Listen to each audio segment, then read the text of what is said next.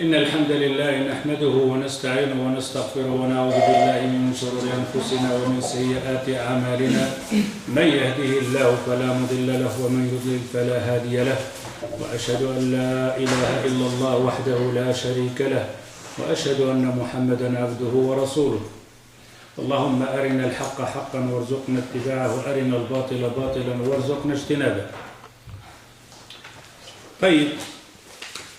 On avait parlé donc de dars qui sont passés, l'existence de Allah Azza wa Jal, et après on est arrivé qu'Allah Azza wa Jal, il a créé l'homme et le djinn pour l'adorer. Alors maintenant, dans ces dars qui vont venir maintenant, ça concerne ce dogme sur l'aqidah, donc de la croyance de Allah Azza wa Jal, et l'adoration de Allah Azza wa Jal. Puisqu'on a dit qu'Allah Azza wa Jal nous a créés pour l'adorer. Alors, les dars qui vont venir, c'est le dogme concernant cette adoration de Allah Azza wa Jal. Alors, on appelle ça, on peut les appeler plusieurs noms, on appelle ça les piliers de la foi. Dans l'Aqidah, on a les piliers de la foi, ay arkanul iman. Alors, si on dit Arkanul Iman dans l'Aqidah, c'est effectivement que c'est le nœud ou l'attachement que tout musulman, comme on l'a dit dans les premières doros, il doit avoir dans sa foi un nœud attaché à cette foi. Et le nœud, il doit être attaché à cette croyance, à cette foi, à cette phrase, à cette formule, donc, de l'iman, de la foi. Il a attaché, il a fait un nœud, un aqidah, dans la foi. Mais la foi, toute personne peut dire que c'est une foi, les chiites, les chrétiens, les juifs, les bouddhistes, etc. C'est tout ça, c'est une foi. Mais dans l'islam, non. Dans l'islam, on voit que l'aqidah qu'on a, que c'est la base de la foi, que le prophète sallallahu alayhi wa sallam dit, al-mu'min, ou al-muslim, ou al-mawloud, ou al-kafir, al-mawloud yuladu ala al-fitra. L'enfant naît sur le fitra, sur l'iman. C'est ses parents qui l'auront juif ou chrétien.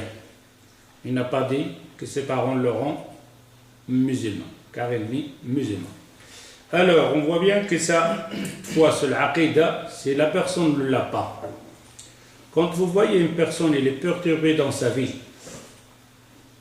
il n'arrive pas à tenir, c'est-à-dire le chemin droit, il n'arrive pas à faire le défi pour tous les problèmes qui lui arrivent dans sa vie, au point de vue donc des maladies, point de vue d'argent, point de vue des problèmes de ce bas monde, s'il n'a pas ce dogme, cette aqidah, cette foi, on voit bien que la personne tombe.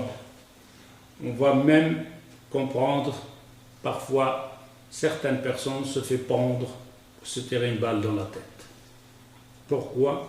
La cause de ça, c'est le dogme, l'aqidah, la foi, quelque chose où il s'est attaché. On peut trouver ça chez les musulmans. Même s'ils prient, on voit des gens qui prient, font le pèlerinage, mais dans les secousses de ce bas monde, il risque de laisser cette foi, de diminuer cette foi, parfois de laisser carrément tomber cette foi, cette croyance. Et on les voit vivre avec nous, ça va, ça vient. Pour quelle raison? Parce qu'il n'y a pas d'attachement.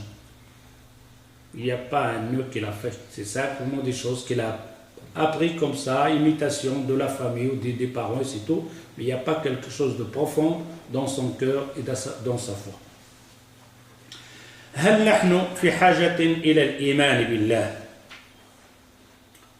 Mais est-ce que nous, on a besoin vraiment donc d'avoir une foi en Allah Azza wa Jal? Est-ce qu'on a besoin de ça?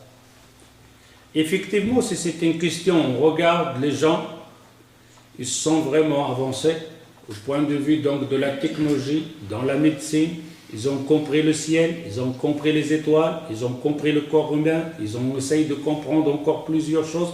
Ils ont découvert beaucoup de choses. Au point de superflu de la vie, ils ont découvert beaucoup de choses. Ils sont avancés à des pas géants. Je ne parle pas de l'électricité, tout, la voiture, le GSM, etc., le superflu. Même cette science, cette connaissance de technologie, de la richesse, de l'argent, de la facilité. Par contre, on dit la facilité, si vous prenez par exemple la femme dans le temps, même ici en Europe, pour laver ses vêtements, on doit faire des kilomètres et des kilomètres, aller dans la rivière, et encore avec un bateau, et ramener ces choses-là. Et en plus, c'est quelques vêtements, 2 qamis, c'est 3 qamis. Et point de vue débat, il ne faut pas en parler. Maintenant, quand on regarde la vie donc, de l'électricité, donc la vie de l'eau, au robinet, tu ouvres et tu bois, donc pour laver la vaisselle, tu remplis, etc. Et parfois, ce qui va venir encore, c'est pire maintenant, les rideaux se ferment tout seuls, la télévision, ça va se fermer tout seul, je ne sais pas, peut-être la voiture va s'approcher tout seul à la porte, et l'escalier qui va donc la tapée rouge, qui va se prolonger tout seul, je ne sais pas qu'est-ce qu'ils vont inventer. Hein? Je sais, mais je veux dire que ça sera propagé pour toute personne. C'est comme dans le temps, le portable ici, c'était pour des gens, et tout d'un coup, ça s'amuse avec les enfants. Je parle là, on arrive à ce stade-là. Donc, que le manger, c'est-à-dire que tu remplis simplement une machine, et c'est elle qui va te faire le manger pendant un mois. Aujourd'hui, c'est des poissons, demain, c'est des trucs là. On va voir tout. Mais cette technologie, on regarde, est-ce que les gens, ils ont trouvé saad, le bonheur? Eh bien non. Alors à ce moment-là, le musulman lui-même, il va se poser cette question. Pourquoi je n'ai pas le bonheur? Pourquoi je ne trouve pas le saad? Je ne parle pas des difficultés, de la tristesse une fois, un jour, etc. Le bonheur, c'est d'être heureux, de se sentir bien dans sa peau, se sentir bien dans son ménage, dans sa maison, avec sa famille, avec ses enfants. Quand il y a un petit nuage, c'est vite passé. Et même parfois quand il dort, on ne lui fait même pas attention. On dit Qadar Allah wa sha'a fa'al. Quelqu'un qui meurt, etc. Inna lillahi wa inna ilayhi raji'un. On va tous mourir.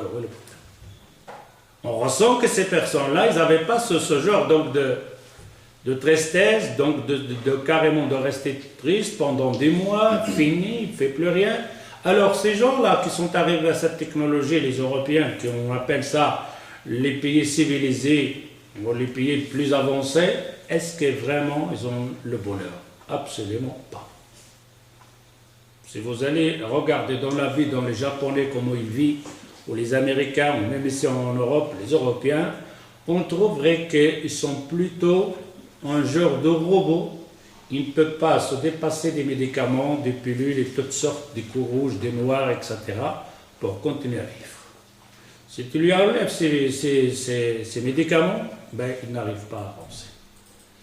Alors, le musulman, à ce moment-là, il comprend que pour avoir ce bonheur, c'est quand on ressent cette foi en Allah Azza wa Jal, cette croyance, ce dogme au Créateur dans ton cœur, dans ta vie, dans ton mariage, dans tout. À ce moment-là, la personne peut ressentir ce bonheur.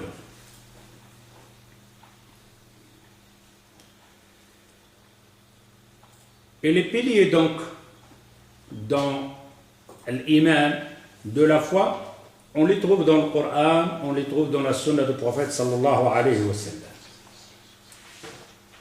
Dans le Coran, il dit Allah Azza wa Jal, Ya ayyuha alladhina amanu, aminu billahi wa rasulihi wal kitab alladhi nazzala ala rasulihi wal kitab alladhi anzala min qabl ومن يكفر بالله وملائكته وكتبه ورسله واليوم الآخر فقد ضل ضلالا بعيدا. Surat An-Nisa 136. Ce verset-là, il te dit Ya ayyuha alladhina amanu, aminu billah. Regardez ça, c'est un nœud, un dogme, un aqidah très fort.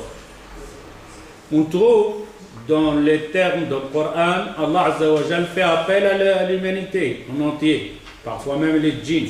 Mais si on entend, il dit Ya ayyuhalladhina aman. Le verset parle à qui? À ceux-là qu'ils ont déjà cru. Ceux-là, ils ont dit Ashhadu an la ilaha illallah wa ashhadu anna Muhammadan Rasulullah.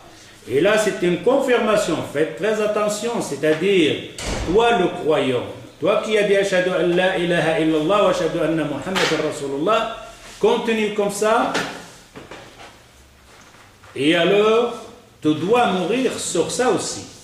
Pas maintenant que tu l'as dit, il faut que la fin soit la même chose. C'est pour ça Allah Azza wa Jalla dit Ya ayyuhalladhina amanu aminu. Ya ayyuhalladhina aminu aminu billahi wa rasulihi. Vous devrez croire en Allah et son prophète et les livres, etc. et tout ça. Et celui qui ne croit pas Allah Azza wa Jalla et ses anges et ses livres et ses messagers, et le jour de jugement. Et c'est là, cette dernière phrase a une importance. Car dire, croire en Allah, khalas, je crois. En prophète, je crois. Les anges, pas de problème. Mais le sujet ici de dogme de la foi, c'est l'akhira. Qu'il faut tenir bien, l'akhira. Et pourquoi l'akhira a une importance plus que dans ce qu'on a comme dars aujourd'hui, c'est ça qu'il te donne la force et la foi, qui est le terme qu'Allah Azza wa Jal, Ya ayyuhalladhina amanu, amin. Oui, je sais que tu es un musulman, mais quoi? Si tu dis que je crois en Allah, son prophète et le messager, dernier, wal yawmil akhir. Et ce yawm al-akhir, au point de vue de musulman, c'est son combustible, c'est sa force. Sa force, ce n'est pas simplement de départ, oui, croire en Allah Azza wa Jal. Ça, c'est une force. Car à chaque fois que tu auras des problèmes, tu vas te diriger vers lui, sur ce bas monde. Mais, tous ces problèmes de ce bas monde, je fais quoi avec? Je te dis, regarde après. C'est pour ça quand vous voyez par exemple le sportif, ceux-là qui font le sport et qui courent, on appelle, qui font des marathons. Ils courent pendant des kilomètres. Vous les avez vus quand ils rentrent, ils arrivent au stade, ils n'arrivent pas à marcher. Leurs pieds se mélangent. On dirait qu'il est sous.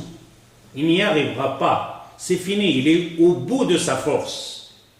Quand il rentre dans le terrain, les gens applaudissent, mais lui il traîne ses pieds. Il ne sait même pas marcher, on dirait un bébé. On dirait qu'on lui a fait une drogue. Et tout d'un coup, on l'encourage, on lui dit la ligne de l'arrivée, il est devant toi. Les autres courent derrière, l'encouragent, mais il lui dit la ligne d'arrivée, elle est là. Et lui, quand il regarde cette ligne de l'arrivée, il y a une autre force, on ne sait pas d'où ça vient cette force-là, et on voit que cette personne-là regarde son but, il ne pense plus, il n'y est plus, il n'entend plus rien, il ne sait plus rien, qu'est-ce qui se passe, il est carrément drogué, mais tout ce qu'il voit, c'est cette ligne d'arrivée.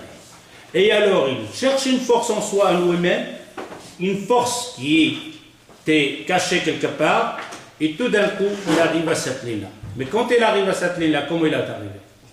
Il tombe. D'ailleurs, il ne peut plus marcher.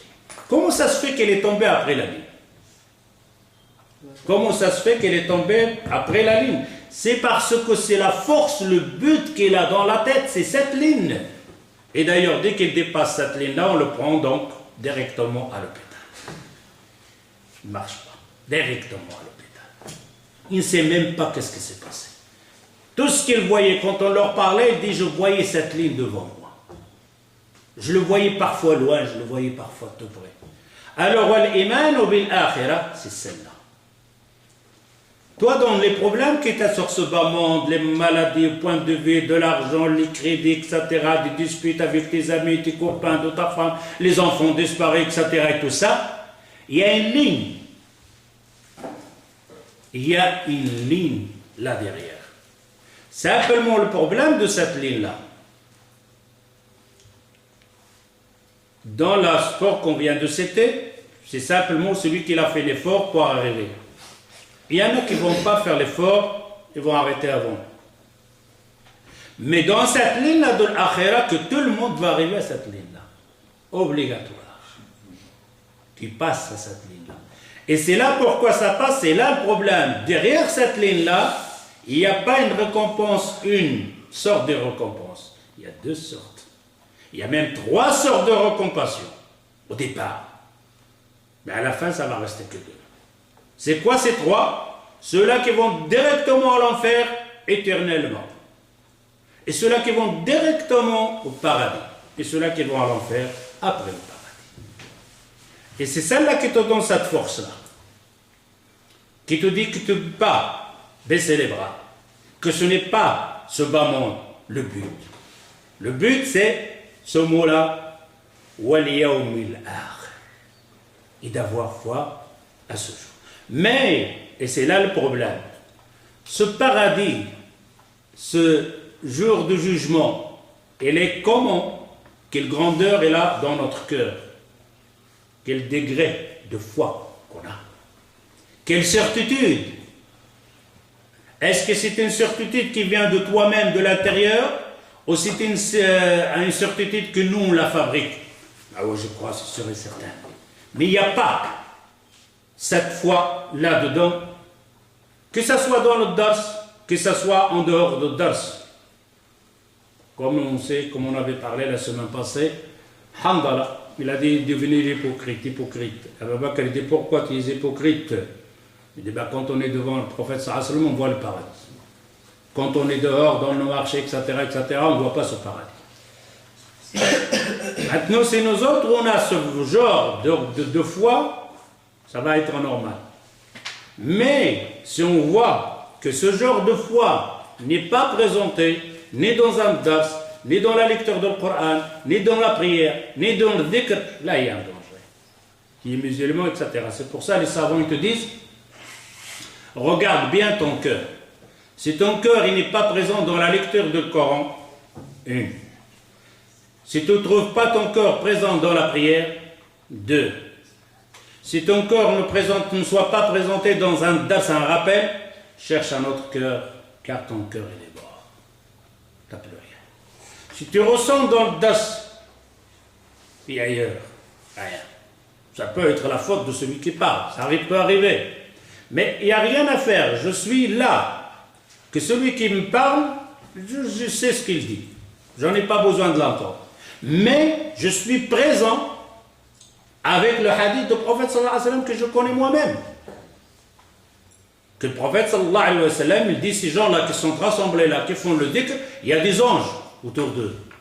Et quand ils seront finis, Allah azza wa jalla, il dit les vœux, vous êtes pardonnés. Je n'ai pas besoin de comprendre le dars ou je vais chercher quelque chose de dars. Je n'ai pas besoin. Je suis sûr et certain que je suis gagnant.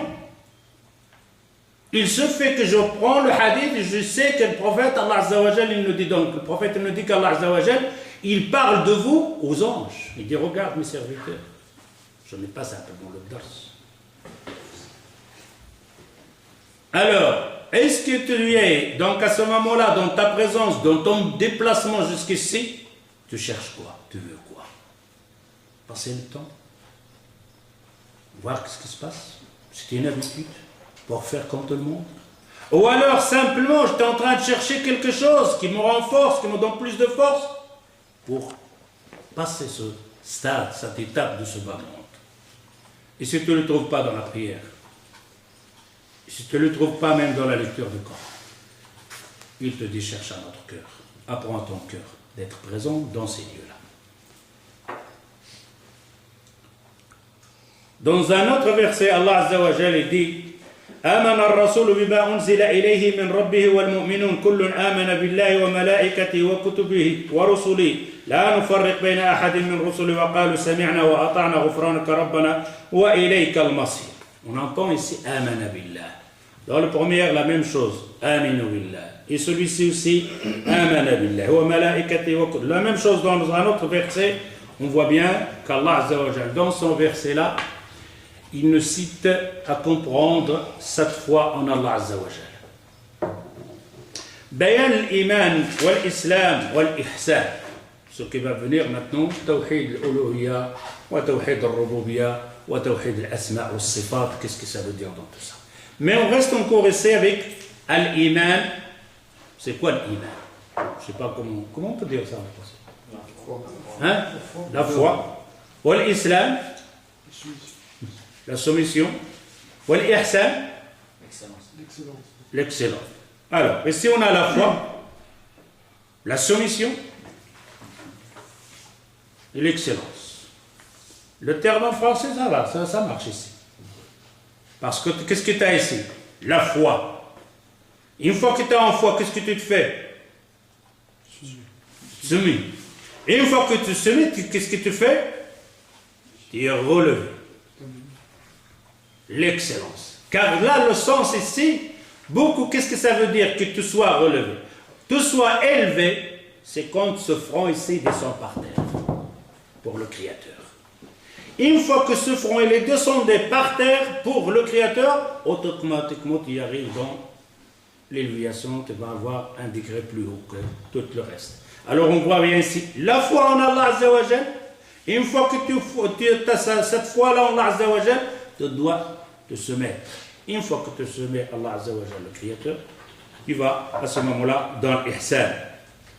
Alors le hadith qui est connu عن ابن بريدة عن يحيى عن يعمر قال كان أول من قال في القدر بالبصرة معبد الجهيني فانطلقت أنا وحميد بن عبد الرحمن الحميري حاجين أو معتمرين فقلنا لو لقينا أحدا من أصحاب رسول الله صلى الله عليه وسلم فسألناه عما يقول هؤلاء في القدر فوفق لنا عبد الله بن عمر بن الخطاب داخلا المسجد فاكتنفته أنا وصاحبي أحدنا على يميني والآخر عن شمالي فظننت أن صاحبي سيكل الكلام إليه فقلت أبا عبد الرحمن إنه قد ظهر قبلنا ناس يقرؤون القرآن ويتقرؤون العلم وذكر من شأنهم وأنهم يزعمون أن لا قدر وأن الأمر أنف.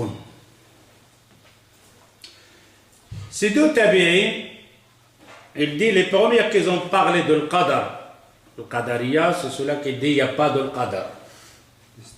Ah, le prédestin, il n'y a pas, c'est des choses qui peuvent arriver comme ça, et qu'Allah Azza wa Jalla le sait à ce moment-là. Mais ces deux tabi'in, qu'est-ce qu'ils ont fait? Et c'est là que nous autres, on n'a pas ce genre donc de... Ils ont demandé à Allah Azza wa Jalla de leur faire dans leur chemin quelqu'un à qui ils peuvent poser cette question. Toi, tu sors de la maison, tu as une shubha dans la tête. Tu as un problème dans la tête, quelque chose que tu ne comprends pas. Un alim, il dit comme ça, un alim, il dit comme ça, chacun qui dit, celui-là, il dit halal, l'autre, il dit haram, l'autre, il dit c'est ça, l'autre, il dit c'est ça. Et toi, tu es perturbé là-dedans. Et c'est là le problème, que, en général, on se met à nous autres, on dit c'est nous qui va trouver le chemin. C'est moi qui va essayer donc de répondre à cette question. Non. Si on se met directement devant Allah Azza wa Jal, oh Allah, je suis perdu ici. Oh Allah, ne me laisse pas comme ça. Oh Allah, fais dans mon chemin quelqu'un qui me montre le bon chemin. Effectivement, les gens ils disent ah ben les ulama ils nous ont perturbés, ils ont tout fait ça comme ça comme ça. C'est Allah il te veut du bien. Tu crois que quelqu'un peut te faire de mal? Quelqu'un peut te dévier? Absolument. Ceux-là, ils ont demandé qu'Allah Azza wa Jal met dans leur chemin quelqu'un pour lui poser la question sur cette shubha, sur cette-là qui disent qu'il n'y a pas de l'qadar, il n'y a pas de la prédestinée. Qu'est-ce qu'il va mettre Allah Azza wa Jal dans leur chemin? Abdullah ibn Omar. Abdullah ibn Omar. Et alors, on lui pose la question, on lui a dit, et Abdullah ibn Omar, qu'est-ce qu'il le dit? Il dit, c'est des gens, attention, regarde quel genre, des gens aussi qui parlent comme ça. Zahara qibalana, il y a des gens qui sont apparus parmi nous. Yaqra'un al-Qur'an. Hamil al-Qur'an. Il connaît le Coran par cœur. Pas un verset, il connaît le Coran par cœur. Wa yataqaffarun al-ilm. Il cherche la connaissance et la science. Al-ilm, il le cherche. Mais yataqaffarun al-ilm, il te dit ici, cherche des trucs là compliqués dans l'ilm. Et alors, c'est ceux-là qui disent qu'il n'y a pas de prédestiné et tout ça. Alors, Abdullah ibn Omar, qu'est-ce qu'il dit? قال فإذا لقيت أولئك فاخبرهم أني بريء منهم وأنهم براء مني والذي يحلف به عبد الله بن عمر لو أن لأحد مثل أحد ذهبا فأنفقوا ما قبل الله منه حتى يؤمن بالقدر. Abdullah ibn Omar, il dit, si tu racontes ces gens-là, tu leur dis que je suis bari, je ne les connais pas, ils ne font pas partie de moi, et moi je ne fais pas partie d'eux. Khalas, il a coupé les liens avec ces gens-là. Et tu leur dis, si vous avez donc des montagnes d'or, et vous les avez fait pour sabilillah, vous ne serez pas des musulmans, vous ne rentrez pas au paradis, juste que vous croyez à al-qadar, la prédestinée. Après, il va ramener le fameux hadith de Jibril avec le prophète sallallahu alayhi wa sallam, al-iman, wal-ihsan, wal-qadar, tu'mina billah, et la réalité, c'est ce qu'on va voir dans les durus qui vont venir, Inch'Allah.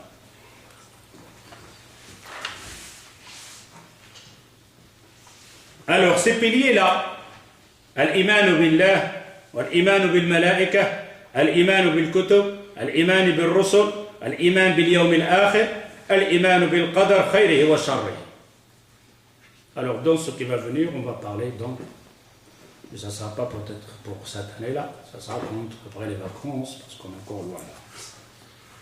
Mais ici, ce qui nous intéresse dans le truc ici, al-iman billah, croire en Allah, ses anges, les livres, les messagers, le jour du jugement, al-iman bil-qadari khayrihi wa sharrihi. Ça, c'est la dernière qu'on va voir. Donc, de croire al-qadar khayrihi wa sharrihi. Ça, c'est le plus compliqué chez les gens. La majorité des gens, ici, vous pouvez trouver beaucoup de gens, ils ne sont pas encore sortis de ce problème, ou donc de comprendre ce genre donc de al-qadar ou al-qadar. Beaucoup de gens, même nos parents, même nos grands-mamans, même les jeunes maintenant, quand on leur parle de ce sujet, qadar, qada, est-ce que c'est maktoub ou cas, celui qui a bu l'alcool, est-ce que c'est Allah qui l'a voulu, c'est lui qui l'a voulu? Beaucoup de gens encore nagent dans ce problème. Et ça, on va voir, Inch'Allah, dans les doses qui vont venir par un. Alors, ce que nous intéresse ici, le premier pilier ici, al-iman billah. Al-iman billah. On dit dans le poème Arkan al-Iman, آمنت بالله ربا وملائكته السماء وبأن كتاب ربي من عند الله جاء وبكل المرسلين رسلا وأنبياء وبأننا سنبعث بعثا بلا فناء ثم الأخير ركنا إيمان بالقضاء. Ces piliers qui sont cités dans ce poème. Alors le premier pilier c'est al-iman billah. Alors ils disent les ulama, al-iman billah يعني أن تؤمن بأن الله رب هذا الكون وخالقه ومدبره وهو الذي يجب أن تصرف له جميع العبادات وحده لا شريك له وأن له الأسماء الحسنى والصفات العليا التي تليق بجلاله وعظمته. Alors al-iman billah, tu dois croire en Allah Azza wa Jalla.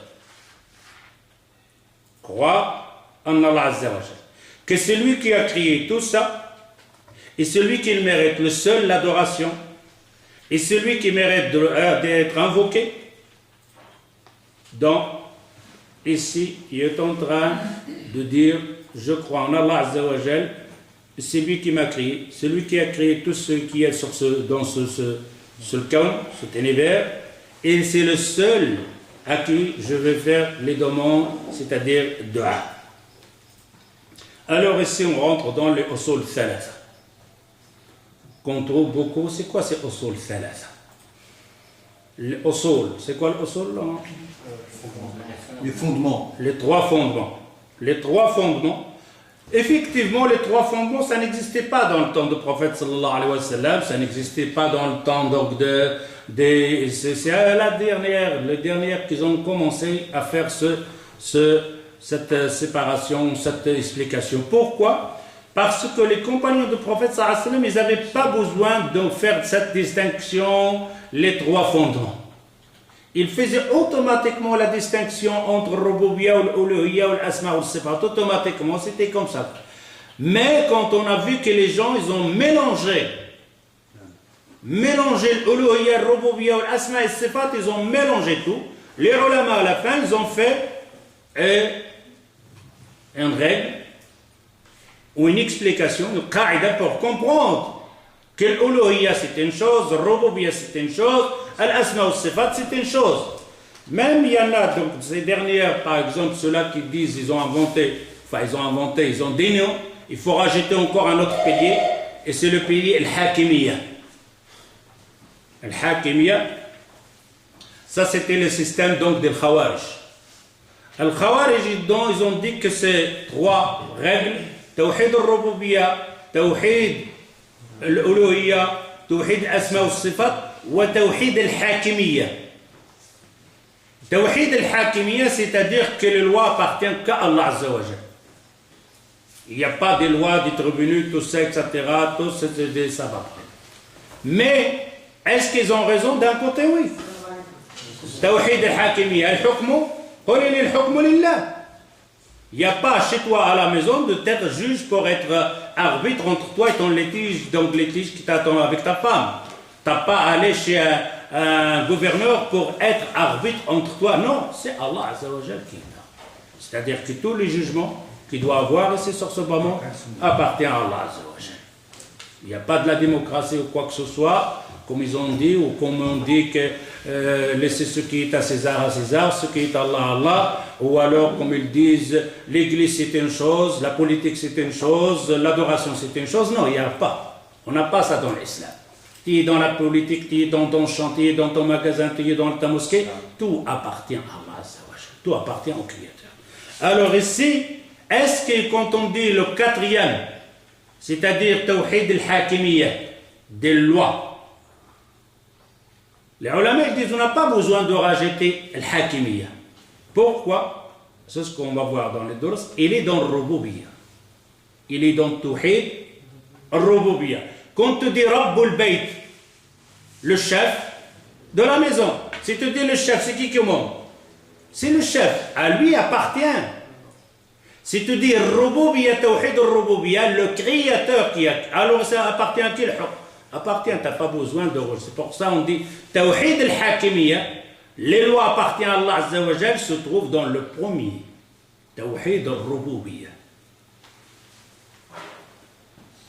Alors le premier ici, dans les fondements, les trois fondements, Tawhid al-Rububiyya, wa Tawhid al-Uluhiyya, wa Tawhid al-Asma wa al-Sifat. Le premier, Tawhid al-Rububiyya, Tawhid al-Uluhiyya, توحيد الأسماء والصفات وهو توحيد الله بأفعاله وهو الإقرار بأن الله هو وحده الخالق للعالم وأنه الرب الرازق المدبر المحيي المميت النافع الضار إلى غير ذلك من خصائص الربوبية. Alors توحيد الربوبية ça va prendre beaucoup, hein, ce n'est pas qu'aujourd'hui توحيد الربوبية ça va nous prendre environ 5 درس. أما توحيد الألوهية Tawhid al-Rububiyya ici, et c'est là l'erreur fatale. Vous pouvez faire ça un test avec votre famille, tout ça. C'est quoi? Ma ma'na la ilaha illallah. Ah ben, la majorité des réponses, tu auras des réponses fausses. Tu auras des réponses justes, mais mal comprises aussi. C'est rare où tu vas trouver quelqu'un qui va te donner la réponse exacte. C'est quelqu'un, mais Tawhid al-Rububiyya, Tawhid al-Uluhiyya, c'est ce qu'on va parler. En général, quand on dit Ma ma'na la ilaha illallah, la réponse de la majorité, de 99% des musulmans, la réponse est fausse. Et s'il te dit Tawhid al-Rububiyya, c'est de croire que c'est lui le créateur. Quand on dit c'est lui le créateur, c'est lui qui te donne à manger, c'est lui qui te donne à boire, c'est lui qui t'a créé, c'est lui qui te fait la guérir, etc., etc., etc. Ça n'a rien à voir avec l'adoration. Il n'y a pas d'adoration. De croire simplement est le maître, est le créateur. والإقرار بهذا النوع من التوحيد مستقر في فطر البشر ولا ينازع فيه أحد من النساء إلا الشواذ والنوادر المكابرون حتى أن المشركين الذين بعث فيهم النبي صلى الله عليه وسلم كانوا مقرين بهذا النوع من التوحيد. Ce fondement, le premier, Tawhid al-Rububiyya, on n'a aucun problème avec les gens. Tout le monde comprend qu'est-ce que ça veut dire l'unicité de Créateur. Même les mouchriquins, les mécréants qui étaient dans le temps du prophète sallallahu alayhi wa sallam, comprennent cette chose-là. Ils adoraient le Créateur Ar-Rabb. Il n'y avait pas de problème. Le problème où ça va avoir dans l'Uluhiyya. Et non pas dans le Rububiyya. N'importe quel humain, par le fait en lui-même, même le athée, il sait qu'il y a un créateur. Quand il aura des grands problèmes, il se dirige vers ce créateur et lui demande de l'aide. Alors, ce premier fondement donc de Tawhid al-Rububiyya, on n'a pas de problème, même les mouchrikoun qui étaient dans le temps du prophète sallallahu alayhi wa sallam. Allah Azza wa Jalla dit قل من يرزقكم من السماء والأرض أم من يملك السبع والأبصار ومن يخرج الحي من الميت ويخرج الميت من الحي ومن يدبر الأمر فسيقولون الله فقل أفلا تتقون. Dans Surat Yunus 31, Allah Azza wa Jalla dit, si tu leur poses la question à ces gens-là, قل من يرزقكم, qui vous donne à manger, qui vous donne la pluie donc du ciel, qui vous donne à le louer et le voir, celui qui fait sortir le vivant du mort et le mort du vivant. À la fin, ils vont dire aucun problème. Si tu leur poses cette question, c'est qui a créé l'univers, ils vont te dire Allah Azza wa Jal. Aucun problème. Dans une autre sourate, وَلَئِنْ سَأَلْتَهُمْ مَنْ خَلَقَكُمْ لَيَقُولُنَّ اللَّهُ فَأَنَّ يُؤْفَكُونَ. Et même si tu leur poses la question, qui vous a créé, ils vous disent Allah. C'est qui ça? Al-Mushrikoun. Alors on voit bien que si Tawhid al-Rububiyya, il n'y a pas de problème. Le problème qu'il va voir, c'est dans l'autre fondement. Inna min al-amanati al-an man yaqul Rabbi Allah, wa ma'a dhalik fa huwa yashuk fi anna ar-raziq huwa Allah. Si tu lui poses la question maintenant à quelqu'un, Man huwa rabbuk? Il te dit Allah. C'est qui ton Seigneur? Allah Azza wa Jalla. Qui te donne à manger? Réflexion. Il va répondre après. Dans la première question, qui est ton Seigneur? Il répond vite. Mais dans la deuxième question, qui te donne à manger? Il doit avoir une réflexion. Et alors, tu as des réponses, parce qu'il ne faut pas dire Allah. Ça, c'est une tricherie. Dans la première, la réponse est exacte. Mais dans la deuxième, tu dis Allah qui me donne à manger. Et tout d'un coup, le patron, il te dit, si tu ne viens pas travailler le vendredi, tu es dehors. Tu as peur. Pourquoi? Ton manger. C'est-à-dire, ce que tu as dit au départ, là, c'est Allah qui me donne à manger, il est fausse. Il est archi-fausse. Tu as peur. D'ailleurs, ils te le disent, parfois des gens qui font de la nationalité ici, quand tu discutes avec eux de peur, qu'un jour ils vont être éjectés de ce pays-là, ils vont rester sans travail, sans manger, etc. Celui-là, quand il te dit que mon Seigneur est Allah Azza wa Jal, et si tu lui dis qui te donne à manger, là il y a un problème. Car c'est là une vraie dogme, c'est Allah Azza wa Jal. Mais le patron c'est qui? Mais le patron lui-même, c'est Allah qui lui donne à manger. Ce patron, c'est lui-même Allah Azza wa Jal qui donne à manger. C'est Allah Azza wa Jal. L'Espagne, quand il y a eu la crise, il y a des patrons qui n'ont rien trouvé à manger. En Espagne, des patrons, des monstres patrons. Partent à l'usine, rien, ils n'avaient même pas trouvé. Ils avaient 300 € dans la poche. Il avait une famille à nourrir. Qu'il a donné à se manger à ce patron. Et ce patron, il en avait 100 ouvriers avant-hier. À rien. Et c'est là que ce dogme de comprendre, que le comprendre de dire mon Seigneur, Allah est mon Seigneur, ça doit être dans le tout. Je suis malade. Qui fait la guérison? Allah. Mais quand on regarde la réalité, c'est faux, archi faux. Tu vois les gens courir aux savants, aux médecins, aux grands médecins, aux charlatans, aux sorciers, n'importe qui. Il oublie carrément Allah Azza wa Jal. Peut-être après, quand le médecin lui dit oh, je ne peux rien pour toi, le raq il dit je peux rien, le sorcier dit je... Après il va se diriger vers Rab. En dernier lieu. En dernier lieu. La personne qu'on jette à la porte, qui n'arrive pas à payer le loyer, etc. et tout ça, automatiquement, dès qu'on va dire on va te jeter à la porte, etc., il va essayer de faire riba. Ou de demander qu'il va lui donner de l'argent, etc. Sans penser qu'Allah Azzawajal, c'est Rab, c'est lui qui le donne. C'est lui qui lui donne. Lui, il va faire simplement des démarches halal.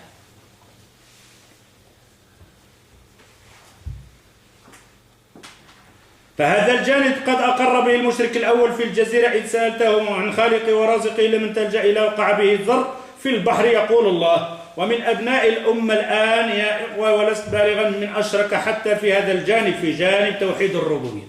Il y en a même qui sont tombés dans le tawhid al-rububiyya, dans le fondement de créateur de l'univers, dans le razir. Pas simplement dans le tawhid al-uluhiyya, ils sont tombés même dans le problème de tawhid al-Rabb, au point de vue rien que de matérialisme. Rien que le matérialisme, rien que le problème de matérialisme, d'argent, d'habitat, de la santé, etc., etc., ils ont délaissé ce pilier de Rububiyya. Sans qu'on va voir encore le pilier ou alors le fondement de l'Uluhiyya.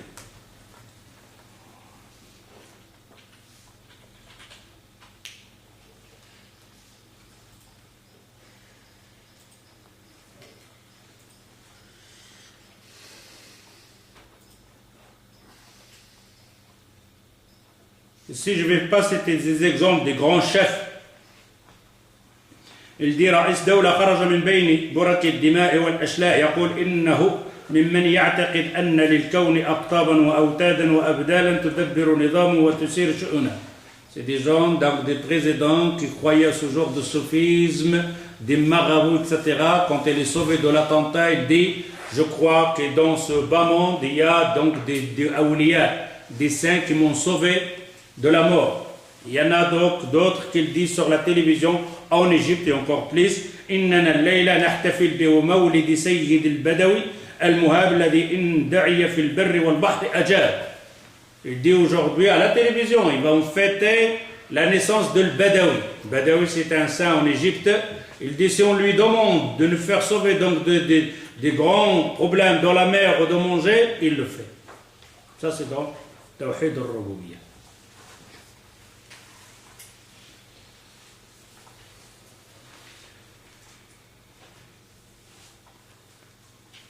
Alors on entend même des gens qui disent ارفعوا القداسة عن القرآن وضعوا القرآن بين أيديكم كأي كتاب من الكتب يستحق النقد ويستحق الثناء.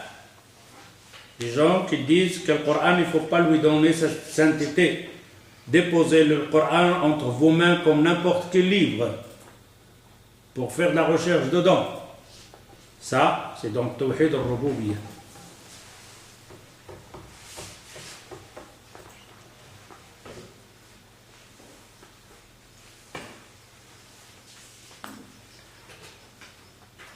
Alors ici, on voit bien que le problème ici dans le Tawhid al-Rububiyya, car on n'est pas monté encore dans les détails,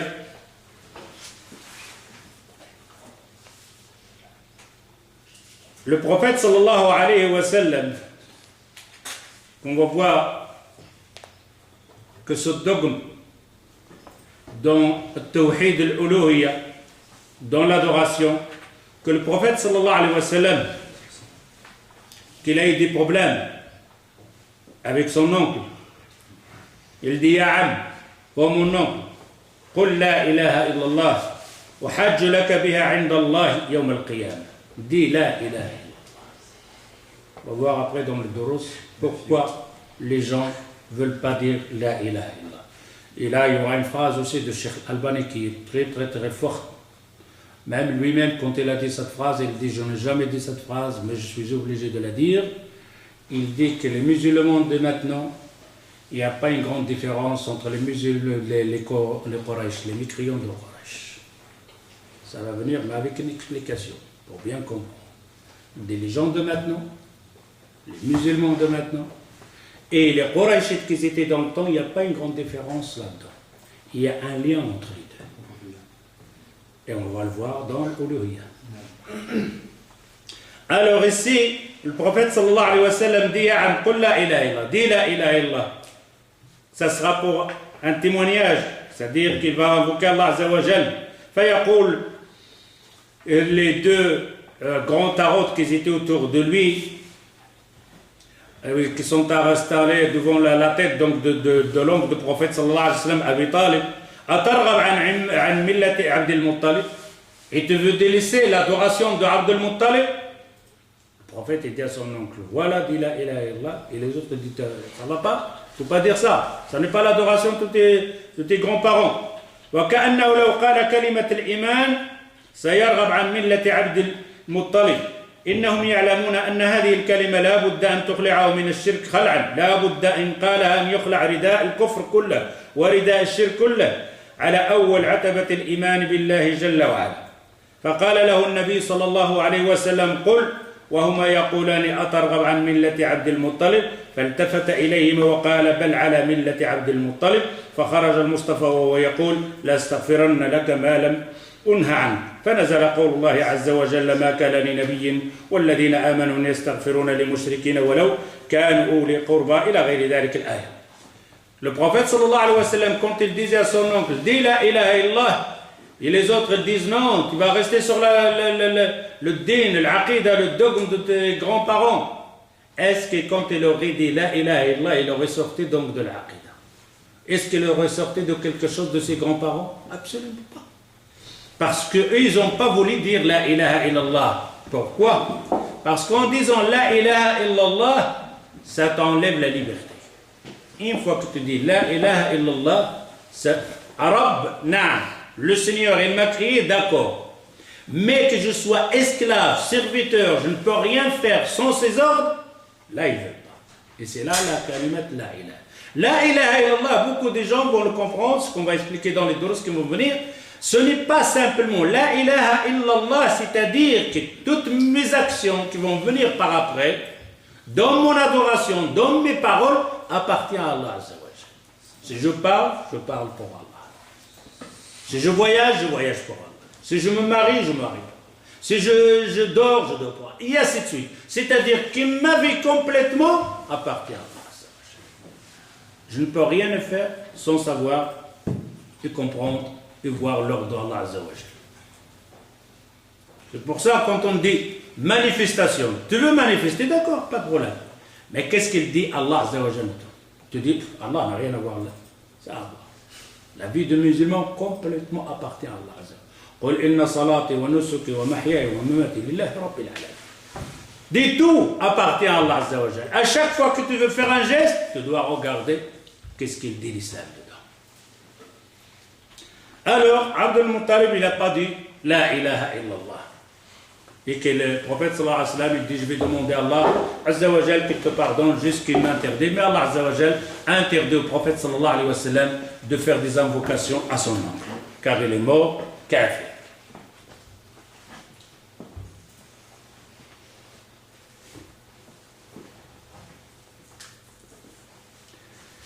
Alors, peut-être, je ne sais pas si l'heure elle est arrivée. 35. Hein? Alors, on fait simplement ici. ربع ساعة خير إن شاء الله. ومن الناس الآن من يردد كلمة الإيمان وهو لا يعرف لها معنى ومن الناس من يردده ولا يقف لها على مقتضى. Beaucoup de gens disent maintenant la ilaha illallah, ils ne connaissent même pas le sens. Et il y en a qui connaissent le sens, mais n'exécutent absolument rien. C'est deux choses. Et pour ça, on trouve parfois des gens maintenant, ils disent la ilaha illallah, et les gens comme ça, des talabat al-ilm, même ça se discute, même se séparer donc de déclarer la guerre, de ne plus lui parler. C'est quoi la ilaha illallah? Alors, t'en as ceux-là qui te disent la ilaha illallah, c'est-à-dire qu'il n'y a pas de Seigneur dans ce qu'il a créé. Et l'autre te dit la ilaha illallah, nul ne doit être adoré, véridique qu'Allah. Mais après, qu'est-ce qu'il y a?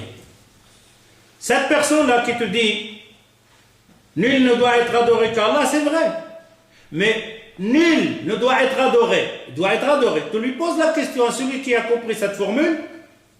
Comment ça va l'ablution? Comment ça va la prière? Comment ça va le jeûne? Comment tu fais ça? Comment tu fais pour arranger ta prière?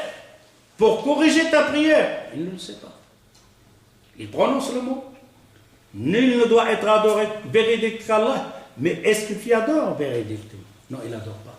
Il adore d'après son hawa, d'après ce que lui il veut faire.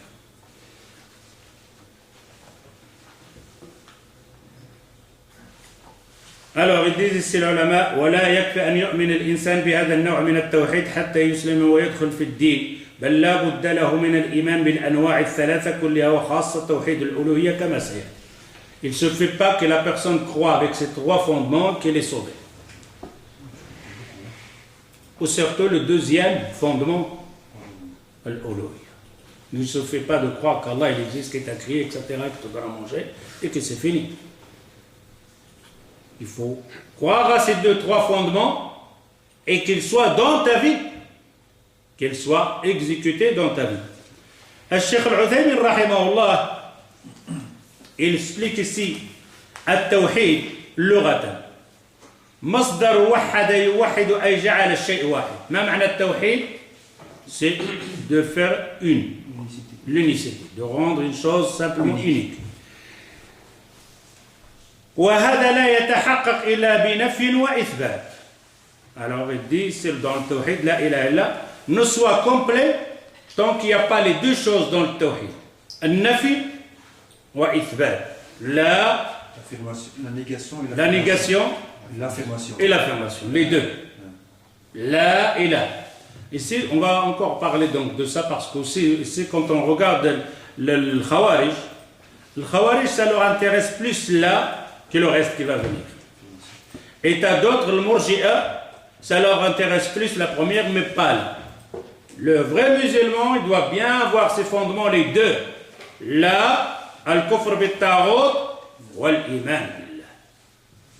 Alors ici, il dit وهذا لا يتحقق إلا بنفي وإثبات. Nef, éliminer, négation, il n'y adore rien. Et là, ça ne veut pas dire que tu te le dis simplement avec la bouche, comme on a dit. Adorer de l'argent, c'est-à-dire dépasser une adoration, une prière à cause de l'argent, le là ici, il n'est pas exécuté. Tu as dépassé l'adoration de Allah Azza wa Jal pour ce bas monde, le là ici, c'est une erreur. Parce que le tarot, c'est simplement pas le hakim, non. Le tarot, c'est n'importe qui. Ça peut être l'argent, ça peut être toi-même, ton nefs, tarir. Et tarot, c'est-à-dire tara, on dit tara al-ma, dépasser les limites. نفي الحكم عما سوى الموحد وإثباته له. نفي الحكم عما سوى. Que toutes les lois n'appartiennent que Allah Azza wa Jal. وإثباته. فمثلا نقول إنه لا يتم للإنسان التوحيد حتى يشهد أن لا إله إلا الله ينفي الألوهية عما سوى الله عز وجل ويثبتها لله وحده وذلك أن النفي المحض تعطيل محض. Vous avez ici, Cheikh Al-Uthaymin, il dit tu ne seras pas vraiment fait le tawhid tant qu'il t'a pas ces deux choses. C'est de éliminer toute adoration, toute tarot, tout ce qui est adoré, et après confirmer celle dont Allah Azza wa Jal. Et il dit ici, النفي المحض تعطيل المحض. Si tu dis la ilaha, tu as commis une erreur. Tu ne dois pas t'arrêter ici. La ilaha, qu'est-ce que tu as fait? Ta'til. Tu n'as rien, il n'y a plus rien. La ilaha, ta'til المحض. والإثبات المحض لا يمنع مشاركة الغير في الحكم. Si tu dis la ilaha, ça peut dire un athée. La ilaha, un athée peut dire ça. Et là, tu commets une erreur. Car une négation totale, sans te donner une autre explication, ce n'est pas assez. فلو قلت مثلا فلان قائم. Il donne un exemple, si tu dis فلان, il est debout. فهنا أثبتت له القيام لكنك لم توحده به. Regarde bien l'explication de la négation. Si tu dis que Fulan, il est debout, Qu'est-ce qui t'a confirmé pour le fulan? Il est debout. Mais on ne sait pas s'il y a quelqu'un debout avec lui. Vous comprenez le sens ici? Tu as dit fulan debout, d'accord. Et les autres qui sont avec lui, ils sont debout, oui ou non? On ne sait de rien, tu ne nous as rien dit. Est-ce qu'à ce moment-là, en disant que fulan est debout, tu as fait quelque chose? Non. C'est la même chose ici. En disant qu'Allah, le seul, mais est-ce qu'il y a quelqu'un d'autre? Il faut faire la négation. Il faut éliminer d'abord. Ici, il te dit, Cheikh Al-Uthaymin, rahimahullah, فمثلا, si tu dis fulan قائم, فهنا أثبت له القيام لكنه لم توحده به. Quand on te dit fulan, il est debout, tu as fait pour lui, comment on appelle ithbat, tu as confirmé pour lui qu'il est debout, mais tu n'as pas confirmé qu'il est tout seul. Qu'il est debout, tout seul. On a besoin de ça aussi. Si jamais tu dis fulan debout, et les autres aussi debout, c'est comme tu adores plusieurs. Il faut que tu nous dises, l'autre il est debout, et personne d'autre qui est debout avec lui. فقد نفيت محضا ولم تثبت القيام لأحد عفوا لكنك لم توحد به لأنه من الجائز أن يشاركه غيره في هذا القيام ولو قلت لا قائم فقد نفيت محضا ولم تثبت القيام لأحد. Mais si tu dis le contraire, fulan n'est pas debout, tu n'as rien fait non plus. Car si lui n'est pas debout, est-ce qu'il y a quelqu'un qui est debout? On ne sait pas. Il faut bien confirmer qui est debout, qui n'est pas debout. Alors ici, il te dit, si tu dis que fulan n'est pas debout, tu n'as rien fait non plus. فإذا قلت لا قائم إلا زيد. Par contre, si tu dis, il n'y a personne qui est debout que Zayd. Là, on a compris.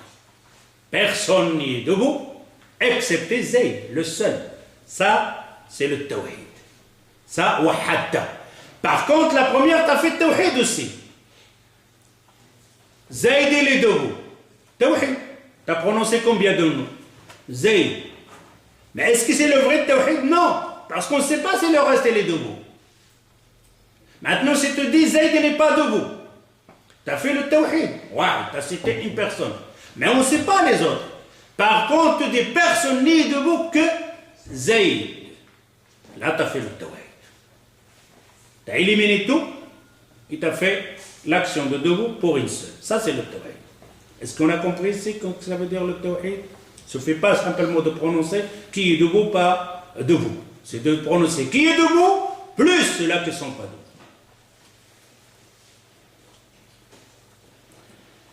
فإذا قلت لا قائم إلا زيد لا قائم, ici c'est encore mieux, il faut avancer la قائم, l'élimination. Serait certain, quand tu élimines tout, tu ramènes simplement comme on dit إياك نعبد.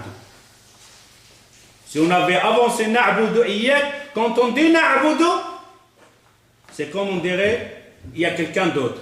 Mais quand tu as dit iyyaka, personne, on n'adore personne que toi. Ici c'est la même chose.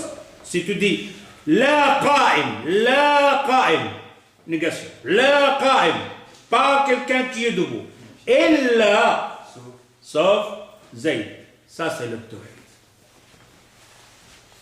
فحينئذ تكون وحدت زيدا بالقيام حيث نفيت القيام عن سواه وهذا هو تحقيق التوحيد في الواقع أي أن التوحيد لا يكون توحيدا حتى يتضمن نفيا وإثباتا. Il dit c'est là le tawhid. L'unicité, il ne sera jamais de l'unicité tant qu'il n'y a pas les deux. Négation et confirmation qu'elle existe. Si tu ne fais pas ces deux choses-là, il n'y a pas de tawhid à ce moment-là. C'est les deux piliers de la ilaha illallah, ça ahkam. Ah oui, mais ça c'est tout, c'est pour la ilaha illallah. Il y a encore un autre pilier, rien que la ilaha illallah. On a pensé, je ne sais pas, un 10 d'euros, rien que la ilaha illallah. Pour comprendre la ilaha illallah, qu'est-ce qu'ils ont dit, les savants, comment on le comprend maintenant. Alors je crois que je vais arrêter ici, et après, le premier tawhid, ça va venir tawhid al-rububiyyah. Tout ça c'est pour tawhid al-rububiyyah, et après tawhid al-uluhiyyah, c'est le reste. خلاص نكتفي بهذا القدر إن شاء الله. سبحانك اللهم وبحمدك أشهد أن لا إله إلا أنت أستغفرك وأتوب إليك والسلام عليكم.